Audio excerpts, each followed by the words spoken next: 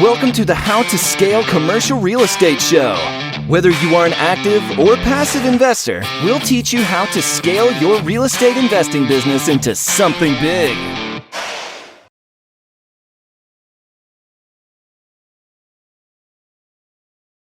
Anthony, good morning. Welcome to the show. Thanks for having me, Sam. I really appreciate it. Man, this is great. It's great to have you on. You know, the same questions I ask everybody who comes on is, where'd you start? Where are you now? And how did you get there? Sure. So where I started, I'm currently the co-founder of Red Knight Properties, which is a boutique middle market real estate sponsor. We do property management as well, but we primarily invest in multifamily, mixed use, and a little bit of self-storage. We have about 340 units. I'm based in New Jersey, so on the East Coast, and within 4 states, and we're trying to expand to more.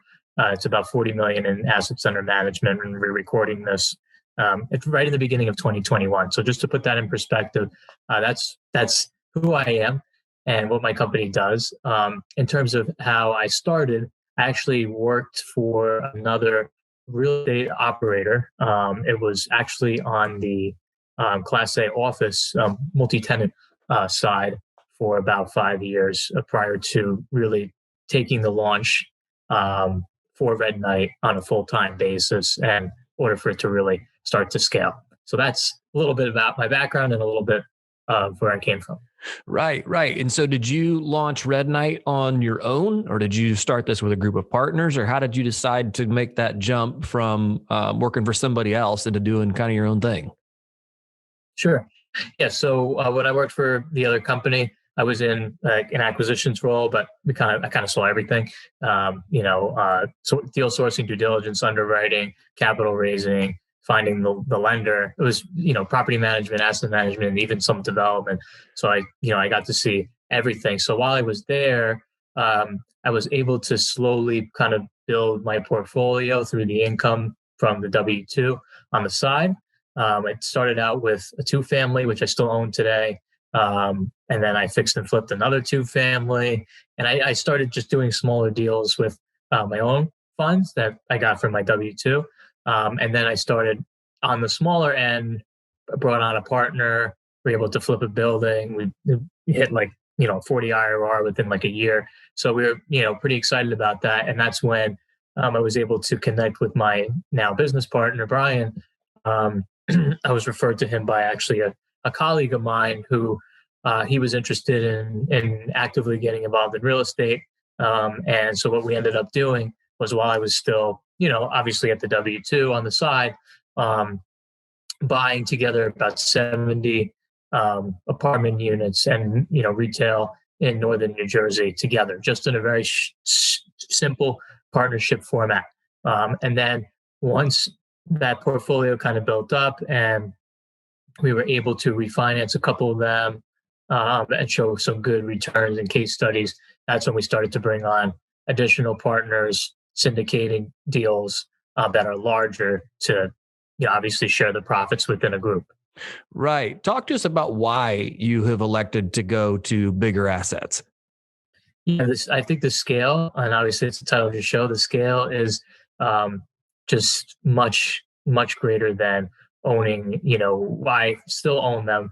I have 10 families in different towns. So I have one family in one town and one 15 minutes, 20 minutes away. It's not economical for you to really have someone full-time on the payroll at a 10-unit building, because it's going to eat a lot of your cash flow. So if you have, basically my story was I went from 2s to 2s to 2s to 10s to 10s to 13 to 20 to 50 to 64 to 76. I bought another 50 in between that. So we're trying to do the larger transactions now just because we saw the value of scalability. We were able to, we've self-managed as well, like I mentioned. So we were able to bring on an assistant to help us out with the day-to-day operations and, obviously a leasing team and an accounting team. That's actually the most very, very important piece of it, because we were doing all the accounting ourselves for up until 240 units. We were doing accounting ourselves, and that was a nightmare. So, but we weren't able to afford an accountant. So now that we built the portfolio up, we're able to do those things and spread them out across multiple assets that we own. And it's much more affordable and economical. Right, right. So you're really able to build a business, where you can bake into the numbers all of those different hats that you maybe previously were wearing on the smaller deals. Do you find that it's easier now, or is it? I mean, I guess has your job become easier or harder as you've scaled? It's different. I wouldn't say it's easier or harder. It's more of working on the business rather than in the business. Even though I still get caught up on myself. Yesterday, the whole weekend, I was kind of working in the business again, which I got to stop doing that.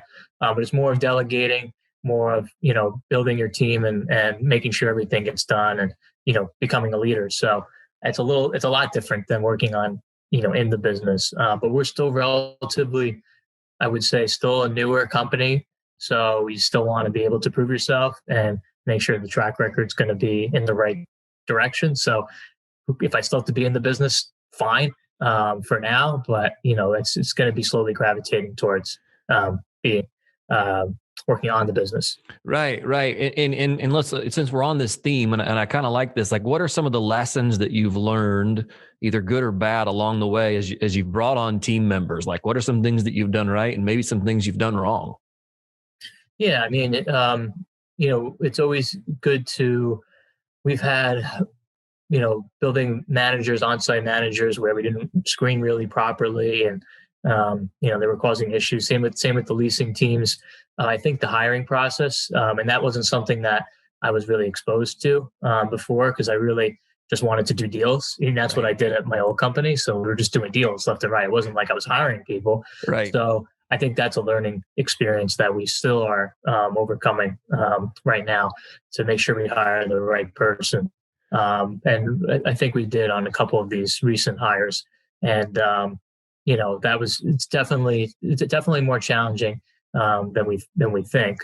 And in terms of, if anything we'd have to do again, like I said, it all comes down to building the team at the end of the day. So making sure that we have systems in place. Like we bought our first syndicated deal. This is going back now, so it's not that relevant, but we literally had Excel, right? So we had unit 1, unit 2, unit 3, paid $500, $800, whatever it is. I didn't have a property management software. So make sure that infrastructure is in line, before you try to even start, because it's going to make life a lot easier if you do have those things in place. Even if they cost a little bit of money, you can still figure out ways to make it work. Right, right. Yeah, that's an interesting point, because a lot of us, and you start off and you go, well, I don't want to spend, and I have no idea, because I don't own any multifamily assets that require, property management software. I have no idea what that costs, but I would imagine early on you're pinching pennies, saying, all right, well, I don't want to invest in that because Excel is working.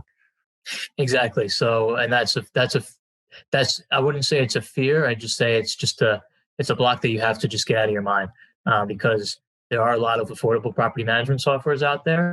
I mean, the one that I'm using is very affordable, especially when you're spreading it across that many units now. It's like peanuts. Right. So, there are programs that are more affordable, and some of them are free. So look for some free ones, at least to start out. Cozy is an example, although right. they take money, they make money on a float. So you're not going to get your rent for probably 15 days, but there's ways to, that's what I used for my 2 families when I started out. So, but there's ways to make it work. Right, right. Let's talk a little bit about the assets you guys have elected to invest in. I mean, one, I think it's very cool that you had such a great education, on somebody else's dime to start out. Like, that's awesome. But then as you transitioned and then you found your partners, you said, okay, we're going to buy, and I think you said you guys invest in multifamily. You have some in self-storage and some mixed use. Is that right? That's correct. Yep. So how have you decided to invest in those different asset classes, and which one are you focusing on primarily? Primarily focusing on the multifamily. It's what we've been doing and what's been working for us, even looking forward into the new year. And we're investing, like I mentioned in the beginning, in more workforce housing, kind of C plus, B minus buildings, and B to almost even in A areas, but it's mostly suburban. So we have a little bit of infill, and what I mean by infill is just small town, maybe in the downtown or very close proximity to mass transit, walkability, other factors as well. So we're investing. A lot of the properties are garden style too. So we're talking 2 to 3 story walk up buildings. I don't really have elevator, that I have to worry about. And it's affordable apartments. There's still an issue in this country of not enough supply to meet the demand for affordable apartments because construction costs have been rising. I mean, there's just obviously many different factors that play into that. So we're really going in and really trying to improve communities that sometimes we buy 1960s product and it needs a lot of work. Maybe there's some structural issues, but that's what we're good at identifying those problems and then fixing them through the value add program, and then obviously turning the building around, increasing the rents to market, decreasing the expenses, and then typically we look to refinance and then hold it for a little while, or depending upon what type of number we'll get, we will sell. But we generally like to refinance because it's very tax efficient. Right. So that's what we've been focusing on. As you mentioned, we have a little bit of mixed use, and by mixed use, I mean apartments above ground level retail. We don't have much of that. I'd say 5% of the portfolio is mixed use. And then the same thing with the storage. We happened to just buy a multifamily building that had storage units with it. So it wasn't like, I'm going to go buy a self-storage deal. It wasn't like that. So we're primarily focused on the multifamily, the workforce housing, affordable segment. Right. Now that's interesting. Walk me through this, because this is bringing, you mentioned bringing the units up to market rent. How does one go about, and I'm not shooting holes in your plan here because I really want to learn, like, how does one go about buying a building, 1960s or 70s building, do a value add and yet still retain the workforce housing kind of price range? Like, how does that work? Yes, we're part of the investment criteria is to buy from motivated sellers, from long-term ownership. A lot of deferred maintenance, a lot of cosmetic improvements that they haven't made. Sometimes we've bought buildings from people that they've owned it for 30, 50 years. Wow. So the rents that they're charging hasn't really even caught up with inflation since they bought the building. So they're below market to begin with in the affordable segment. I'll just give an example. We bought our syndicated deal. I think the average rent was $850 across 1, 2s, and 3s. And now the average rent's $1,300 at that building, just because that's what the market is. So we're generally looking, not necessarily looking to take, product to an A, where we want to still stay in the workforce segment, but still be in the price point where there is that affordability factor. And we always look at comparables too in the area, and we try to, be a little bit below comparables too, if we can. But it all comes down to the buy. What basis are you buying the building at? What cap rate? What below replacement costs? It's all those different factors always weigh into our decisions. Right. And it sounds like there's opportunity in that space where you guys are. Why are other investors not clamoring for this same asset class? There's a lot. There's a lot now. I think we saw, in 2020, and with coronavirus, and we're still dealing with it. But a lot of people were scared that collections were going to drop significantly. They have dropped a little bit because more people are out of work. However, it's a different story when it's a $3,000 one-bedroom apartment versus a $1,000 one-bedroom apartment. Especially with all the government programs that have come out, the stimulus. Even if they're on unemployment, there were issues with collections for. Say product, again, $3,000 one bedroom apartment as an example, is some of the vacancy rates now and the rent decreases, especially if you look at a market like Manhattan. I mean, Manhattan went down, I think, like 25% in rent, asking rents, and they're giving out concessions like crazy. So it's just not, it's just, that type of higher end product. And even those gateway cities, we just always stayed away from because we knew something was going to happen in 2020. We didn't know it would be a health and economic crisis. But we knew an economic one was at least coming. So we tried to position ourselves in the best way we could. Right. And it sounds like, that's probably a good place to be, because I don't see, how do I say this? The needs in that department are not going down. So you guys, investing in that, in that particular class, I think that is only going to grow. We agree with that. And, we're seeing it now where more people are holding off to buy homes. It's, even though rates are so low, millennials are still holding off.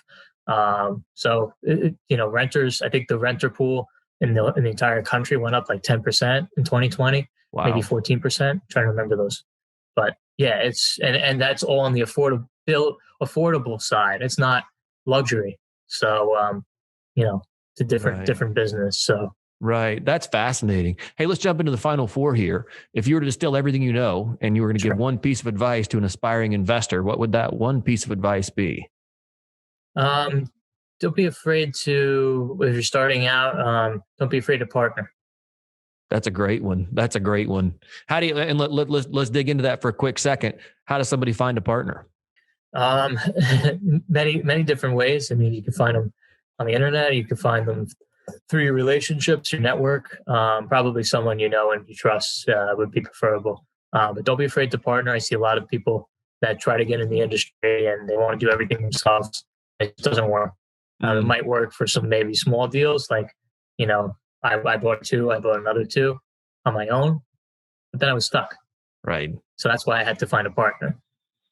Right. That's awesome. So find it early. Yeah. What's one thing you're currently doing to stay on top of your game?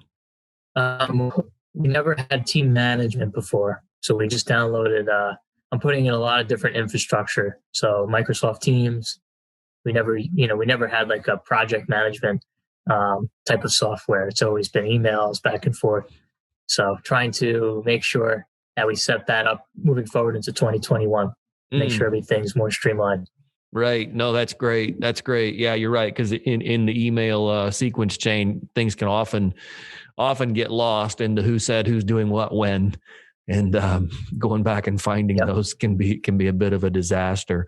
When it comes to giving back, what is one way you're making the world a better place? Yeah, I am a part of the Habitat for Humanity organization. So I like to go volunteer whenever there's a need to build housing. So I help with that. Wasn't a lot of it in 2020, but hopefully in 2021 will be more. Right. That's awesome. And Anthony, if our listeners want to get in touch with you, what's the best way to do that? Sure. You can actually, there's a special report you can download from our site. It's called How to Leave Your 9 to 5 Through Financial Independence. So if you actually just go to our site, redknightproperties.com, you can click that, just type your name and email in, and then you'll get the copy of that book. And then all my contact information will be on there. That's awesome. And that's Red Knight, and Knight is spelled as in night, as in shining armor, Knight. Red Knight. Exactly. Knight with a K. Yeah. redknightproperties.com. And you can find me on every social media platform except TikTok. I haven't got one yet. That's awesome. Anthony, hey, thanks so much for your time today. I certainly appreciate it. Thank you, Sam. I really appreciate it.